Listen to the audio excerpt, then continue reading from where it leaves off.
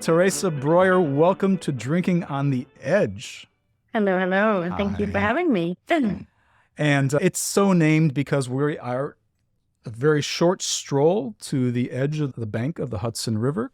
And you are in Rüdesheim, which is a village that's also on a river. Thank you for coming. Can you tell the audience, who are wine lovers, not wine professionals, just a little bit about you and your family and where you're located?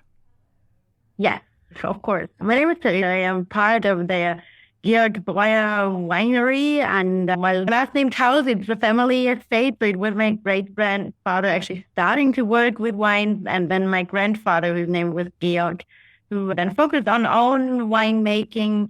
And I am now the fourth generation of our family, and we are located in the Rhein next to the Rhine River. And there, everything is about Riesling. So we have in our vineyards also 80% Riesling growing. There's a bit of Pinot Noir, some other Pinot grapes. But Riesling is what it is about. And we're very happy. Well, I'm very thankful and happy to be able to continue our family's heritage. As well you should be. There's a great heritage there to be had. We first met when you were a school child, about half of my size in height. And I was doing a month's internship, known in Germany as a practicum, with your father and with your cellar master, Hermann Schmoratz. And I'm curious, and we didn't, of course, know each other very well. We just saw each other in passing at the family house. Did you know that so early in your life that you'd follow in your father's and grandfather's and great-grandfather's footsteps? Or did you possess an earlier ambition as a school child? And I was always enjoying to be around. And I was, impressed by the fascination that my father has for his profession. And I think growing up in a family business is always something special because it is not about life and work. It's always that you live your work and that it is a natural part of your daily life. And it's not about counting working hours. It's really about love and passion and designation to something. And I think if you have that around, and I have it around not just on my mother's side, my mom was also running her own family business, not a winery. It was hospitality, a hotel and restaurant. So when you're growing up in these surroundings, you, I think, get to know in a very early stage much more than what it is about. And it's, of course, a lot about growing grapes and making wines out of it, but it's also about the whole lifestyle. And if that is naturally around you, you grow into it without really the need of a decision to do it. So I wasn't thinking as a 6-year-old child that I want to become a winemaker, but I was enjoying always the family surrounding, and I always had a good time, and I always felt home where I was. Very that important. Kind of made it very simple. So these values were imbued within you as part of your existence. It was not something that was created as a separate thing. Dad is leaving, going off to the office. Mom is leaving, going off to the shop. Yeah. Everything was around you all the time, and it seemed like a natural progression. And the results are quite apparently because the quality of your wines, I haven't lost track of them compared to my early days, but some things have slipped away, and it was my great pleasure a few years back to come by once again and spend some time with you and your colleagues to discover what the Breuer family is doing with wines. And now, aside from your lovely wines and your friendly conversation, the focal point for wine tourism is such in Rüdesheim. It is seen as one of the capitals anywhere in the world, not just in Germany, but anywhere in the world for the wine lover to go and enjoy wine, for beautiful views, wonderful wines, great atmosphere, and all this. So what should the general traveler, anticipate when visiting the family Breuer? Because you do more than make wine. Of course, that's the foundation of what you do. But there's a lot more going on there, I discovered long ago and just a few years ago. Yeah, well, Rüdesheim is a crazy little village. It's a village. It's not many people living there, and it's extremely calm in January and February. But then when, the village is inviting guests, it's many of them around, and it can turn a little bit crazy because it's a traditional village, and we of course want to show tradition. So you find restaurants in the center of the village where there's a lot of Oompa music played, and the guests are enjoying the very, very German style of having fun. But part of that fun is, of course, the wine culture that is around. And we're very privileged with an awesome landscape. And as you mentioned, beautiful views, and everything is open. There are no limitations. You can go everywhere. You can experience everything. Our winery has not a closed door. You can actually fall into our tasting room 7 days a week, and you can enjoy our wines. And if it's maybe the first sip of Riesling that our guests that visit Rüdesheim has, that you can enjoy in our winery, but it can also be a professional tasting, digging deep into really high qualities. We just want to, make everybody feel welcome and experience our taste for Riesling. And it's an invitation to fall in love with that as well. Yeah, your tasting room is very conveniently located in the dead center of the village, easily reached by... Probably not what you would expect. No, it's quite a trafficy area too. And if you're going, yes, you can arrive by car or bicycle easily enough, but actually it's simpler in many respects, depending on the time of year, just to come by foot. Yeah, very often the smartest decision. Indeed. And there's no view from the river there, but if you want, it's not very far at all. It's just a few steps to the river, as so many things are in Rüdesheim. But you have more. You have the tasting room, as we've just been talking about. It's a lovely, easy place for anybody to go. It's not formal at all. It's very, very modern, very casual in many respects. But your family also operates a hotel, as they have for a long time. Yeah. I stayed there a few years ago, and when I was an intern, I stayed in this empty hotel in one of the rooms. It's quite interesting. I'm sure I think they made films on this subject as well, where one man stays in a very big hotel and he's the only guest there in December, January. Anyways, but also they have a fine restaurant. It's absolutely worth mentioning because I had a terrific meal there. And yes, because of my taste, I had a very traditional duck dish, but there's a lot more than one can have at your restaurant. The menu is quite extensive. The food quality, the kitchen is very good, very well run, and it's a very popular location too. And I hope you have had a look into the wine list, because my uncle has a huge collection of Rheingau wines from the last 350 years, not just from our winery. So it's really, a place where you can also dig in the liquid history of the region. Also important. Excellent. Thank you for mentioning that. Yes, I do. And I do remember your uncle. So while we've been talking, I poured for my producer, Matt, and I a little bit of your Sauvage, your screw-capped dry Riesling. The Sauvage, I believe, is a reference to the dry nature of this Riesling. It's a good basic entry for the Breuer family. It's easily drunk, and it's here in my glass. And I believe it's 2021 that we're drinking here. Lucky you, a lovely vintage. Sauvage is actually our most important wine, because it is carrying our name into the world on most of the bottles. So quantity-wise, our biggest hit in the family. And it is a classic. It's a wine that has a very simple idea. It's about Riesling and the region. We have our vineyard in 3 different villages in the area. Most of them are around us here in Rüdesheim. But we're also spreading our wings to the east and the west. So we are also integrating fruit from our vineyard and also in Lois.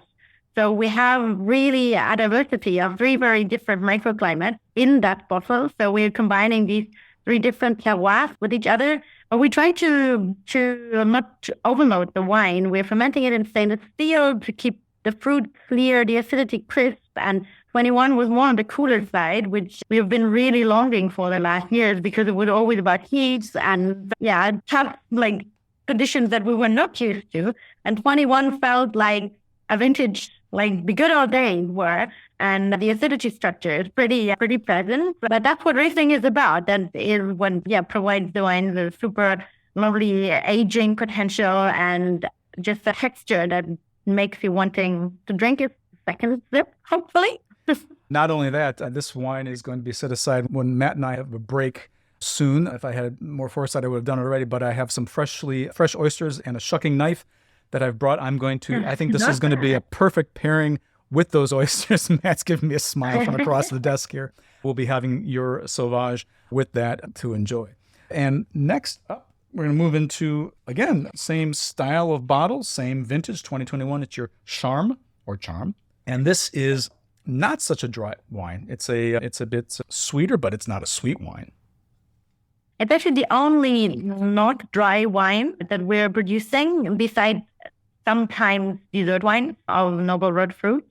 But Charme is the sibling to the Sauvage. So it carries the same idea, and it's sourced from the same three villages. So there are many things that the wines have in common. Vinification is more or less the same. But we're not pushing our different tanks that we vinify the different plots in to become bone dry. We try to keep our hands off and just let the different vineyards develop as they want or feel. Of course, we hope that they have good fermenting potential and that they ferment to a pretty dry stage, but that's not always what happens. And we've experienced that the natural balance that a wine, is building on when it stops maybe fermentation a tiny bit earlier is always something extremely beautiful. And that is what the kind of semi-dry Rheingau Riesling should represent, that natural balance of acidity and sweetness.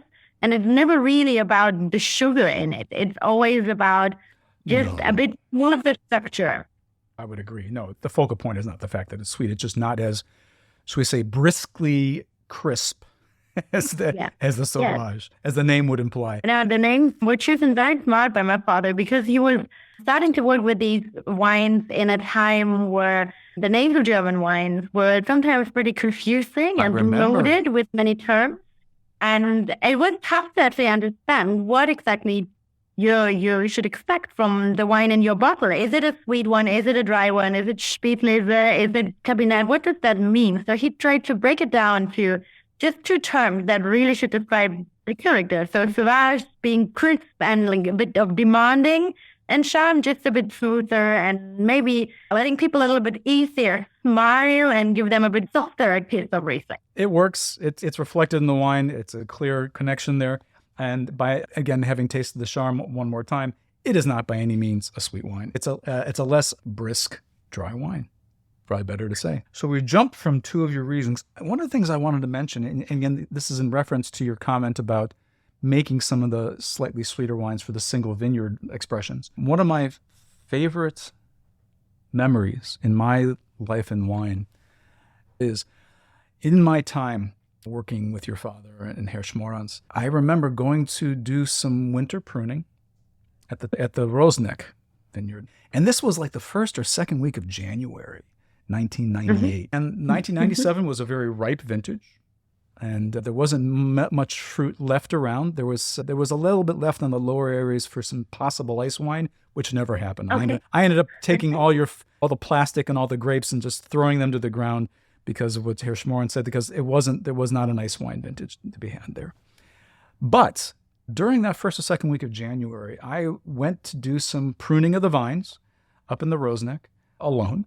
And I had my big down jacket on. It was a sunny day, but it was cold in the morning, and I had a t-shirt on under the down jacket. And as the morning is progressing, it was like 10:30, and I remember feeling so warm and removing my down jacket and hanging it up on one of the vineyard stakes and working in my t-shirt, pruning vines in the Rosenberg vineyard. And in the beginning of January, because of the special location that was trapping the sun, yes, it was still, the air temperature was round about 8-10 degrees Celsius, about 40 degrees or so Fahrenheit. But because of the no wind and because of the sun being trapped in this beautiful vineyard location with a sweeping view below me, I was able to work in my t-shirt for a couple of hours before the lunch break. That's why we have wine history in our region for 1,000 years, because the microclimate is just so unique. And these vineyards that you were talking about, they're like full-on south exposed. So as soon as the sun has a chance to shine, it is actually like 30, 40 years ago. It was definitely a privilege. And actually today it can get a challenge here and there as well, because these sites are getting extreme. And we're facing that, but we're also enjoying it because this is what that outstanding taste of these wines is based on. One of the things that's come to my attention recently, having worked with you in a couple of wine business conferences in the last couple of years, is that you are one of the most environmentally active wine growers in Germany, and not only for your family's estate. Of course, it's very critical and very important, but you've done a lot more, and you're far more engaged on a national level and possibly even international level with your environmental concerns and applying initiatives that will help in our current environmental crises that we're having. Can you share a little bit about these initiatives with the listeners? It always sounds so big when you talk about it. And it, again, for us, it just feels so natural because we have probably, my father already understood that our vineyards are definitely what our quality is based on. And if we're not taking care of them, we will not be able to make wine in that way in future. And it is not, the vineyard is one thing. But of course, there's never an isolated vineyard. So everything is paying impact on and bringing a return to our nature and the vineyard where we're working at. And we have started to work organic already in 2006, but we never got certified because we always felt that, yes, it is like a natural thing. And we don't want to, put a little sticker on the bottle and be proud about that we're like doing a good way of farming, because it is actually so much more around it. And I was very happy that a dear friend, Reinhard Löwenstein from Hammoud Rüdesheim Germany at Mosul, was giving me a call because we've been talking about, how to handle the demand also of the market, because always everybody wants to see that little like symbol as a proof that we're working as we work. And he was super frustrated about it, that it's all just about that little sign on the bottle. But he then got also in touch with a friend, and he started an initiative of sustainable wine making that in Germany was really not. What's the name of the initiative? The initiative is named Fair and Green. Thank you. And it's actually now a sustainable certification system that has grown also out of German borders. So it's not just German-speaking countries. I think today it's actually the first Spanish member joining that group, and we have been part of it since the first moment. And the very, very cool part of the certification process is that it's not just about reaching goals, it's actually about improving. And we are all sharing our data about more or less everything. So we know where's potential to actually get better, because every winery is doing something phenomenal and innovative, and everybody has the little like tricks and things that but the problem is that you don't really know what the other winery's big like class is. And with that initiative, we're actually able to really share and learn so much from each other. And due to the fact that we have to improve, it developed a little bit of a challenging thing as well, that everybody wants to perform. And everybody means everybody. It's not just the vineyard worker that is working like on biodiversity or whatever. It's also the bottling team that is trying to reduce energy consumption and waste waste use. So everybody's involved. So and that's the key part. I have in my hand the last of the 3 wines we're tasting. It's your Rouge. So you're using a French name on a grape that's known in Germany as Spätburgunder and known in France and elsewhere typically as Pinot Noir. This is your 2018 version. And again, you have to excuse me for having first tried it last night, but I wanted to see how the wine developed over the next day. And why Pinot Noir from Germany? And why Pinot Noir from Theresa Breuer? We have only 10% of our vineyards planted with Pinot Noir, but it is actually a grape that is home in our region longer than Riesling is. So the history of Pinot Noir in the Rhein River area is almost 900 years old, and based on French monks, obviously, that were bringing their noble grape to our region, and they've experienced that it grows there as well, and very well. And there is a German name for the grape. The Spätburgunder, as like the translation or the German equivalent to Pinot Noir, is a grape that has settled in our region. And the German name also tells that it really became a homegrown grape. It has really, we have one tiny village in our area which is known for Spätburgunder, more or less all over the world. It's Aschlandhausen. It's our neighbor village. We don't have any vineyards in Aschlandhausen. So for us, Pinot Noir is a lovely grape that is also a challenge for us year by year because it's such a diva and it just has like very own individual wishes that we have to pay attention to.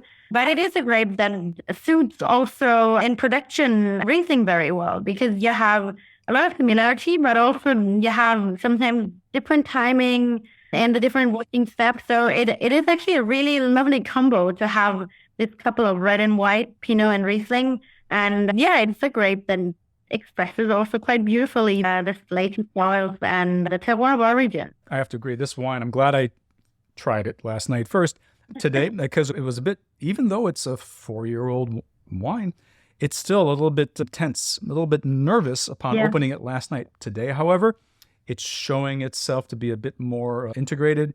Still, it's got plenty of structure. The wine is not anywhere near its peak.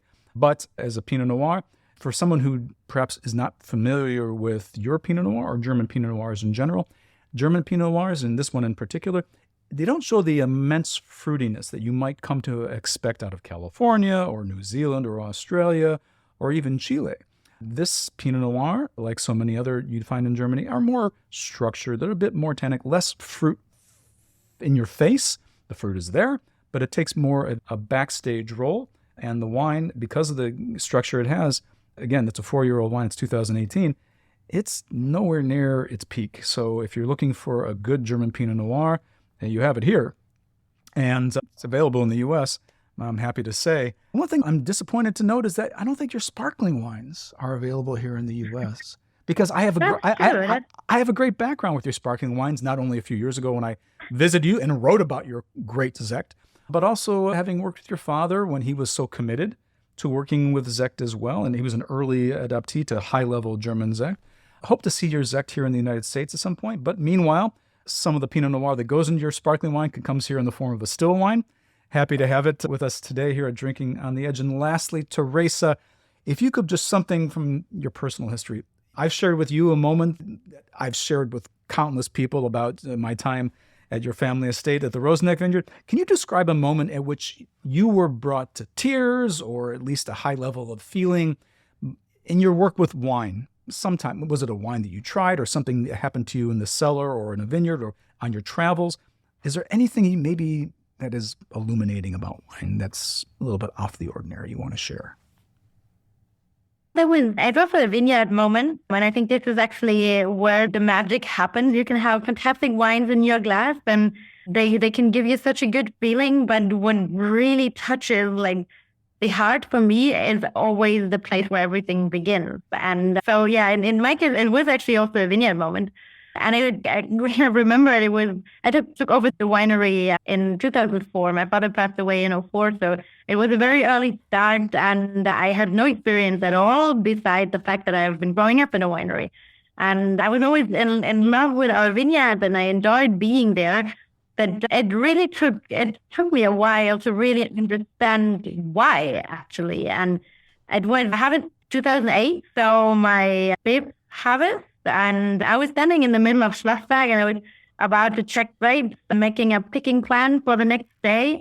And it was like a miracle fairy tale moment that this Schlossberg vineyard next to an old castle from medieval times was like in the sun, in the sunset, and with like a loaded atmosphere. And I was so unsure because it's our most important vineyard. And if you pick it on the wrong day, you picked it on the wrong day and you cannot repair that mistake. And I was like, I wasn't sure what I have to look for.